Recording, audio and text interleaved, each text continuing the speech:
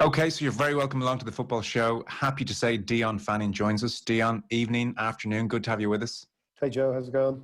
Very well, very well. We were just very briefly there discussing our hopes for a vaccine and saying we don't want to hear about the minks right now. The minks, I am not an epidemiologist or an immunologist, although I've done my training on Twitter since March.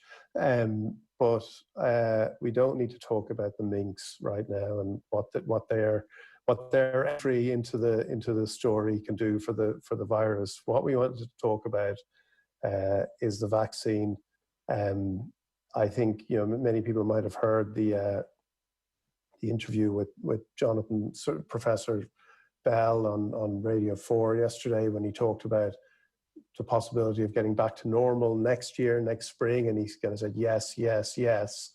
Now, anyone who listened to that interview would know that he didn't just talk about it in terms of this vaccine, but the significance of this vaccine being that it demonstrates how a vaccine works against coronavirus, and what that means for other vaccines, and what that will do then towards getting things back to normal slowly. But over a period of time, I think it's an amazing development, and we hope that it's not spoiled by minks. If there wasn't enough reason to hate people who wear mink before, this is it. This is it. Yeah.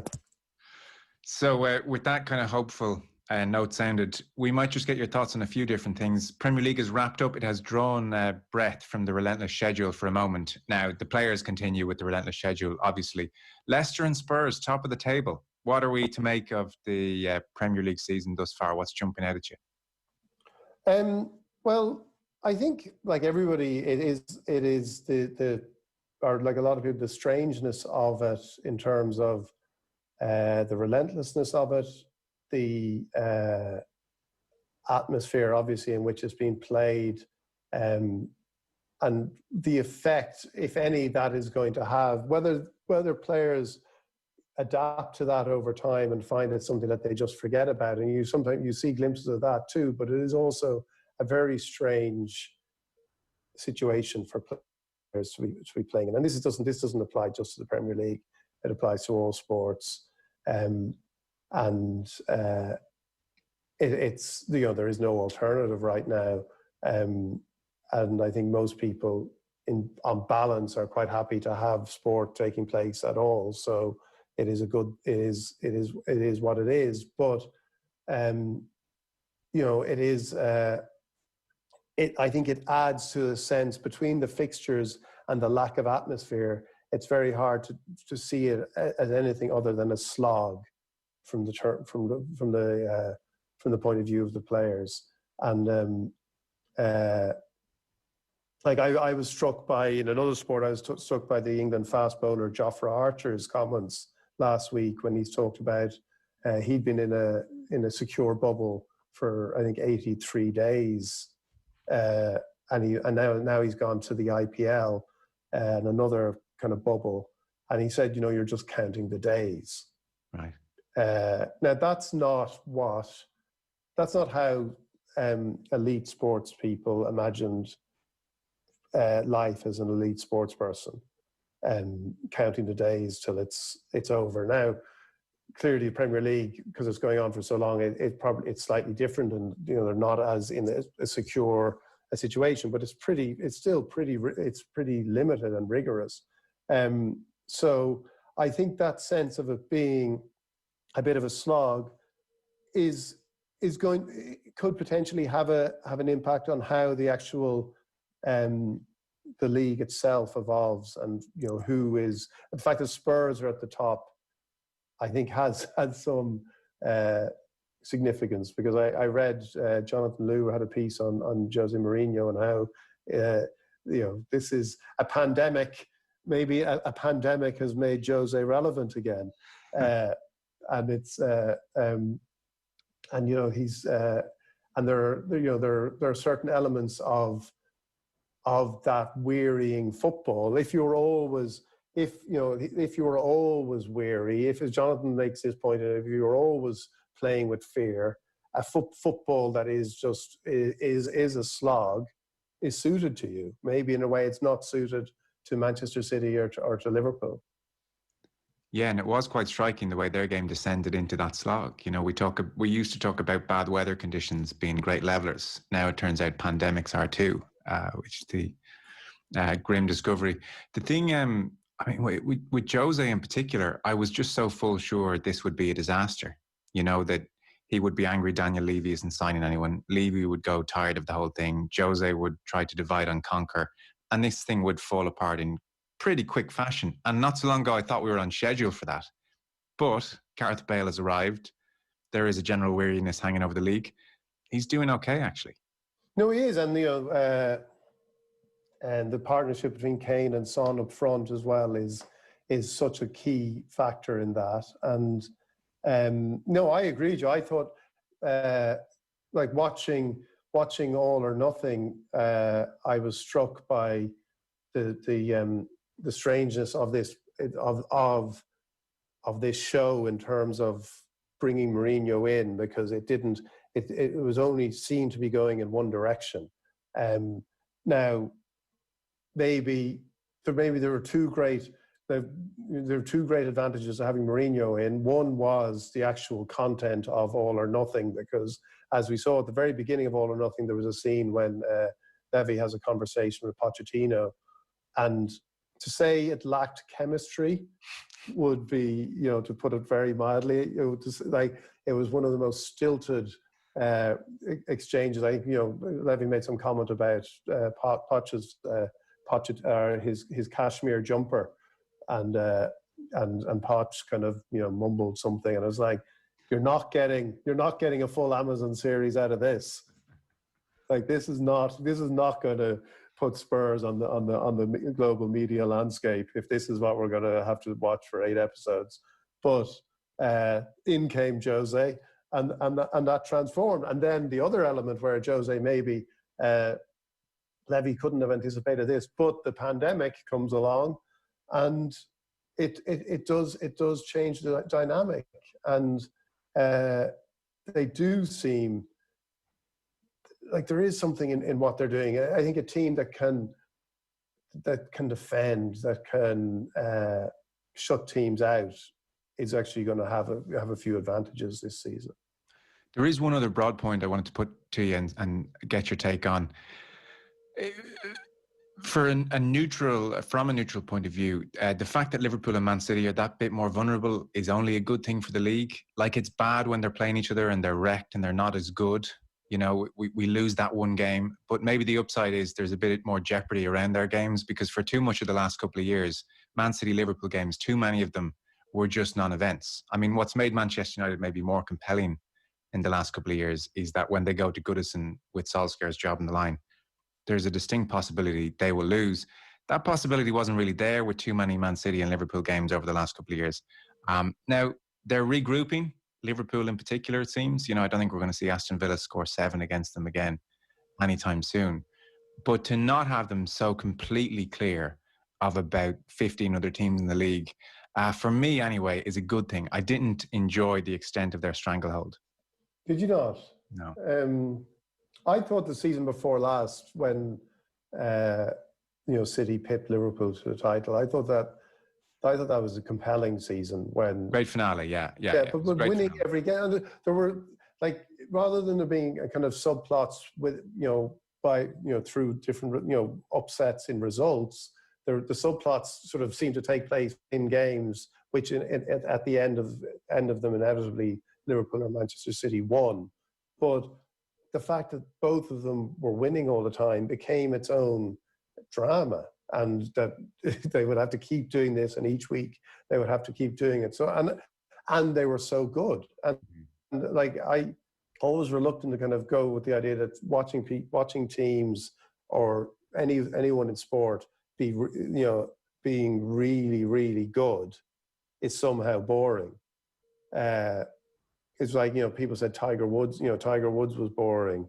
And it's like, and you look back and you go, no, he wasn't boring. It was just incredible. What you were watching was incredible, and what you would give to see that again in any sport, with anybody, with Federer, with anybody. It's everything. So I think when you're seeing them like that, it was compelling, but without the little bit of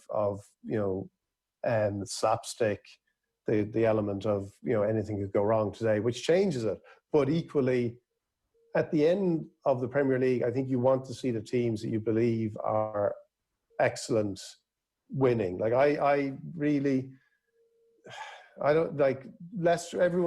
Leicester winning the league, that maybe it was a fairy tale, but it was also an example of a league that was really badly contested and blown by a couple of big clubs like Arsenal and Tottenham. Yeah, and I don't know if we want that in the end. No, I don't want to quite go back to that. Interesting stories around Mason Greenwood at the moment. Yeah, they're like Manchester United. Are clearly, they're saying that he wasn't part of the squad at the weekend because he was ill, but there are these repeated stories about his application in training. And I don't, I think the problem, until Manchester United, and Mason Greenwood is a young player and, hugely, hugely talented player.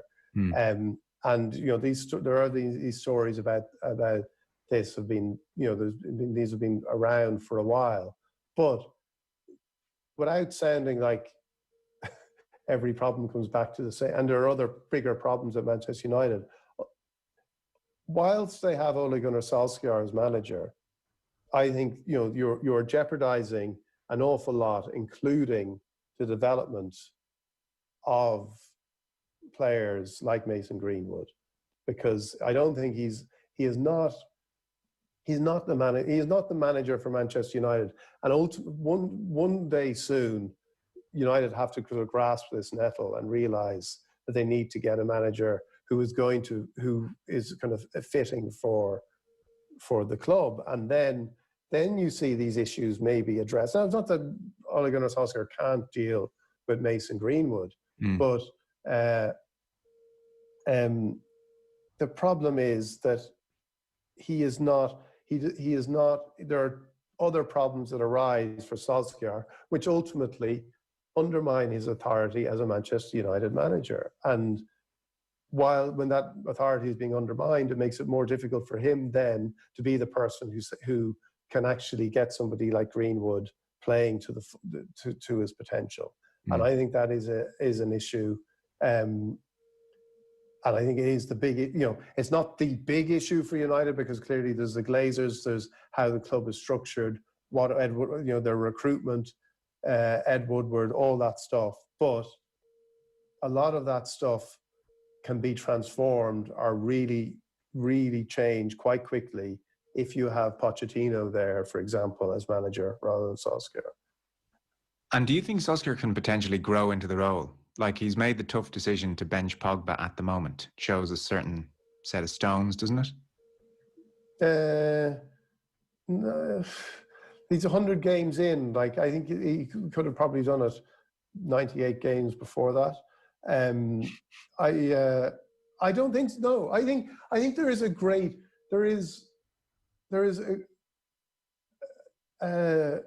a sort of a hope. Manchester United, the way Manchester United are mirroring the kind of the Liverpool era, like post sort of 90, from sort of post 95, 93, 94, the way they are kind of making the same mistakes as Liverpool did then, is kind of remarkable. And they're following the same pattern. And Solskjaer, I would look at as maybe like the sort of the Roy Evans era at Liverpool. Where, he was like very nice man, steeped in the club, knows everything about the club. Nobody who wasn't a cynic or a pure hater of the club would want anything except to see this man succeed because of all it would mean for him. And he really gets it. And he gets the club, and he knows you don't park in Alex Ferguson's parking space, and you bring the players up to see the cliff to hope that the magic dust lands on their shoulders and they understand what it means. But it's just hope. It's just hope. It's not based on evidence. It's not based on reality. It's not based on anything except some sort of desire that what is real would actually be something else. It's like Donald Trump saying that there's voter fraud. That's just it's just what you want there to be, what you want it to be, rather than actually believing it's so. And maybe he can grow over if there is no pressure and no time limit on how long Ole Gunnar Solskjaer can have. Maybe he can improve incrementally as a manager, but that's not what Manchester United need. And I think it does come down to just a lack of ruthlessness, really. Like, there is a lack of ruthlessness in Manchester United to actually deal with this situation, and hoping that, and I think, and also the fact that Solskjaer is a manager who isn't going to challenge the dysfunction elsewhere in the club. And that needs to be challenged too. So I think it's a comforting fantasy to think that he will improve, but it's just a fantasy. The worry is Mourinho did try to challenge the structure at the club. I mean, for his own selfish reasons, not for the greater good of Manchester United, but he did try to challenge it and didn't like the way things were being done. And that just led to acrimony everywhere and fire everywhere. Like, I'm not sure the day where you can somehow wrestle control of the club back from multi-billion-dollar owners is possible anymore. No, but you don't need, like, Mourinho, but again, that was a failure. That was an appointment failure too. And again, if we come back to, Mourinho's appointment at Spurs, why it might have looked like a bad decision there was because of how he does operate. But the one difference between Mourinho at Spurs and Mourinho at Manchester United is at Spurs, he is joining a club that is that his personality can loom large over. And people might be more willing to listen to, to take on board the Mourinho effect. Whereas at Manchester United, once he encounters resistance, Mourinho makes things toxic. And that's how he responds to these things, how he responds to resistance is to kind of sort of toxify the atmosphere. So it was clearly never going to work. But it doesn't mean that a strong personality or somebody who knows exactly what they want can't change the entire atmosphere of the club. Klopp is the greatest example of this. Like, Klopp is, like, you look at everything that wasn't functioning before Klopp arrived at Liverpool, including the transfer committee, all these things that people said were issues, and there was Moneyball and all these kind of cynical old school football articles complaining about guys with laptops selecting players, and all of it disappeared. All of it disappeared. And maybe all the people like Michael Edwards and the people at Liverpool who were doing these jobs were and are geniuses that were being stifled by the way things were being done beforehand. Or maybe somebody of the intelligence, somebody with real intelligence and understanding of how to motivate people, understands what's important and what's not important, but also understands that he has got the authority and the final word, and that once he's getting what he wants, he doesn't care who contributes to him getting what he wants. And that's what Klopp has done at Liverpool. He's changed the entire conversation. I don't think it is that, people talk about Liverpool's recruitment and they talk about all these things, but ultimately it is meaningless without a manager who affects everything the way Klopp does. And you see that, and that's where you come back to United and someone like Mason Greenwood. I remember being at Stamford Bridge just after Klopp took over, and Jordan Ibe he wanted Jordan Ibe to warm up. And he turned around, he just told him to warm up, and he was turned around, and Ibe was still, but 2 minutes later, Ibe was still getting out of his tracksuit. And Klopp turned around, and he went crazy. He just went crazy. I was like, you should be ready. You should be ready now. And, that was with one player. You had the situation with Sacco, who was kind of, like joking around and filming him, believing that the hype that Klopp was some fun guy, that he was just a joker and he could film. Remember that film in Alcatraz with Sacco and Klopp? And you could see, as Sacco was laughing away, you could see on Klopp's face, you're finished. You're done here. Everything he did was with an end point in mind. And that's what you need. Ferguson did the same thing at United. Wenger did the same thing at Arsenal when he came in. All of them knew exactly what they wanted and how they wanted to get it. And United don't have that. And that's the issue. And that's why all these issues will keep arising until you have somebody who gets that. Yeah, very fair. I want to talk to you about Ireland then. They're at Wembley on Thursday. By the way, the Greenwood stuff, if you haven't seen it and you just heard me say interesting stories on Greenwood, I should have said the reports are that his application isn't so good, that Fernandez lost the plot with him in training when he didn't chase after a ball. They're concerned he's not getting enough sleep. And apparently one of the reasons he's not in the England squad is that Gareth Southgate called Solskjaer, which he does apparently with all the managers, just to check in, how's everyone going?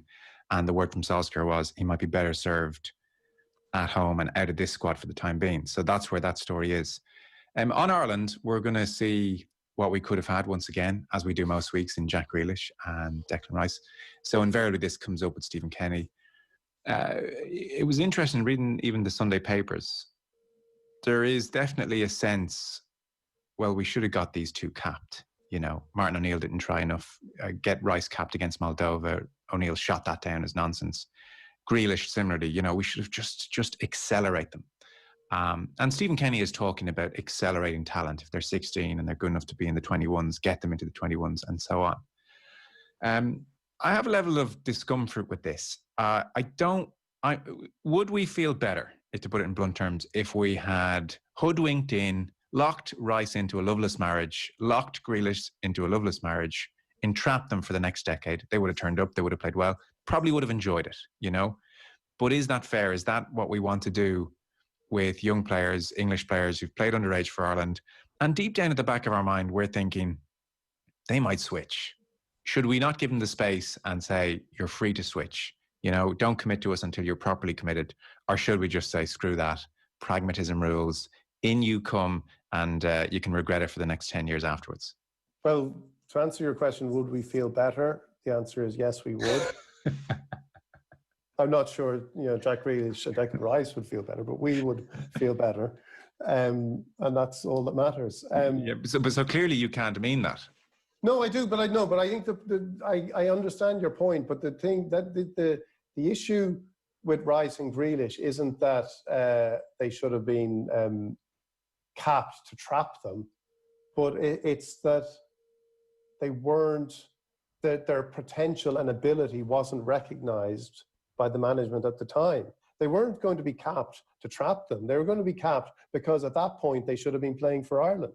I think O'Neill definitely tried to get Grealish, in fairness. But eventually he did. But he didn't. He was slow. He was slow doing it. There was a time, if you remember that time around the time Aston Villa reached beat Liverpool at Wembley in the Cup semi-final, and before that, O'Neill was giving it the old football man talk about, you got to, earn your way up, and it's a big step up to international football and all this kind of stuff. And then Grealish went out and sort of demolished Liverpool, and it kind of changed the conversation about it. And he could have been capped before then. That was the point. Once Tim Sherwood came into Aston Villa, Sherwood really was aware of how he was going to, what a talented player he was, how he could, what he could do for England. Now, England only capped him 2 months ago. Sure. Which was a big mistake, which was, again, they took too long about it. Like, they really did take too long about it as well. So I know what you're saying. You don't want to be going around saying, right, let's get this player, let's get that player, because they qualify for more than one country and we could lose them. But I don't think that's what Stephen Kenny is talking about. I No, think what he to is be fair, talking. it's not what Kenny is talking about. He's talking about a more joined up thinking, and that's good. But I just detected, even, I don't ask me to name pieces a couple of days on, but I detected a sense that we need to be sharper here. You know, we need to lock these But we do guys need to be in. sharper in the Yeah, terms of how we identify. okay. So from a football point of view, yes. What about an ethical point of view, though? We see a 19-year-old who's not mature enough yet to make this decision. We sense that when that same player hits 21, 22 and knows his own mind a bit better and is a bit more confident, he will switch. That's what he wants to do in his heart of hearts. I think Ethically, this. should we be locking that 19-year-old in? I don't think we should. We get into this terrible then notion of what, like, how Irish do you feel? Like all that stuff. I think it's simpler than that, though. It's what does this player ultimately, if we're looking ourselves in the mirror, what do we think this player will have wanted to happen?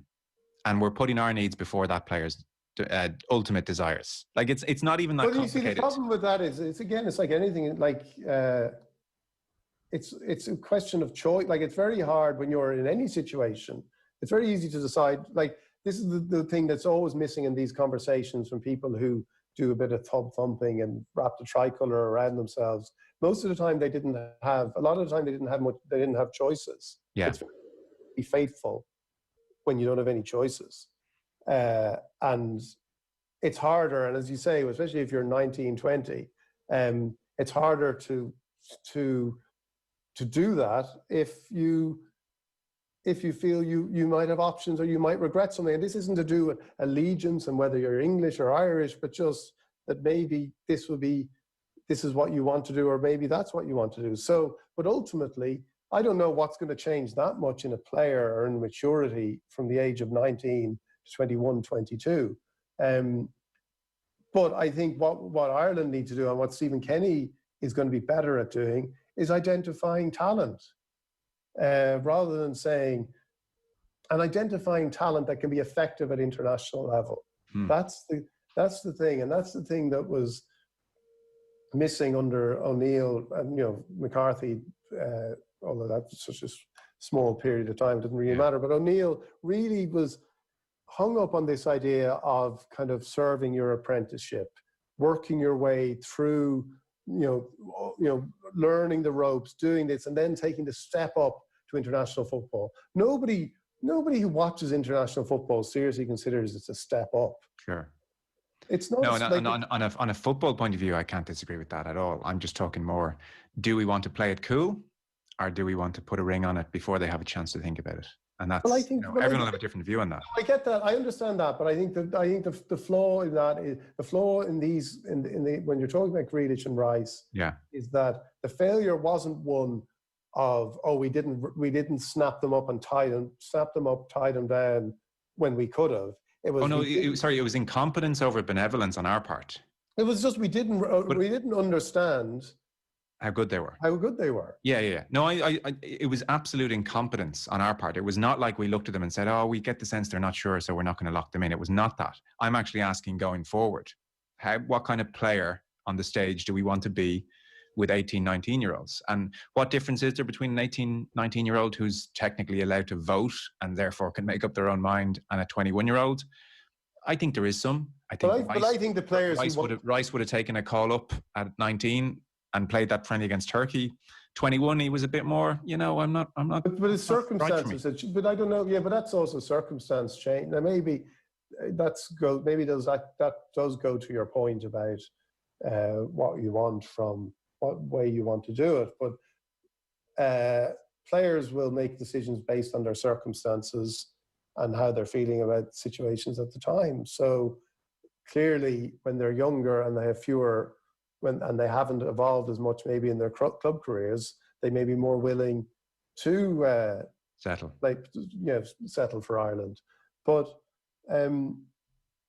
I don't see that as a big problem. I think it's something that we have to accept that, and it would be great. It would be great if everyone was saying, "I love my country. There's nobody else I want to play for. Let me out there. I'm going to rip the legs off any, any traitor to the Irish flag."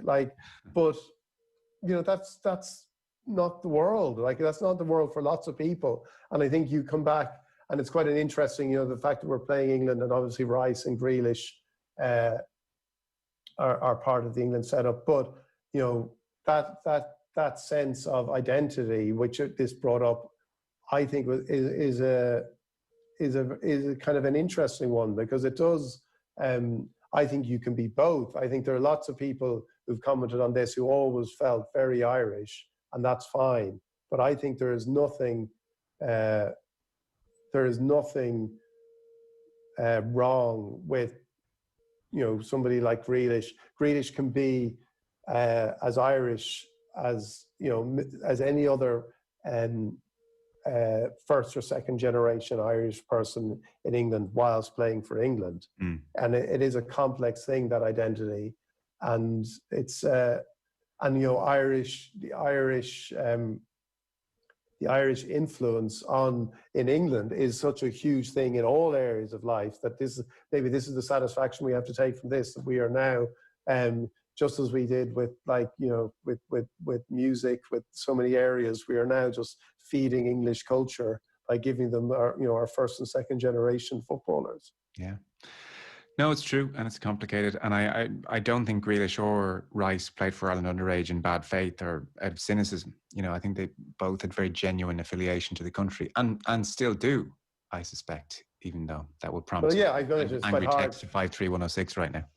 I imagine it's quite hard for them to feel much, but affiliation for considering what they've been through, and what are maybe been through makes it overly sympathetic to them. Okay. But what they have, our reaction, the reaction to their decisions. I thought we took it quite well. No, did I miss that? Well, maybe I must have been I must be in a different echo chamber on Twitter. Right. Just a last point, then I'll let you go. Broad thoughts on Stephen Kenny. Needless to say, a win would be nice, and it would just pour a degree of coolant on the the brewing sense of, well, maybe this football ain't for us after all. Where do you think he is, or what are you looking out for over the next 3 games beyond the obvious, which is a win? Well, I think just progress again, and I think it's a shame about McGoldrick's retirement, because he clearly brings something in the short term, and it's a loss. And obviously, with the World Cup draw, that these results have a kind of degree of importance, which would be the only reason I'd be kind of thinking a win would be important. I think this is. I think what Stephen Kenny is trying to do is far more important, and needs time, because I think it's ultimately it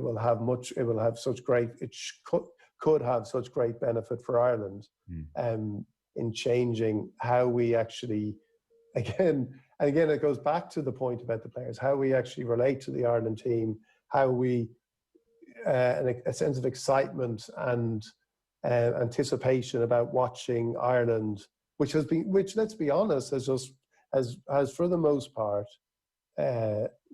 disappeared. Yeah. For lots of reasons, well beyond the power of just the management team, whoever they were. So, like the FAI, every aspect of Irish football has lost any sort of sense of romance or hope. And I think what Kenny is trying to do is going to bring that back and change it. So I would be over time, I think he will do that. But I don't think it matters too much at this stage whether he gets a win or not. But obviously, if it just silences those voices who want to kind of carp about things, then it will be good to get some victories. Dion Fanning, great to have you with us. Thanks so much. Thanks, Joe.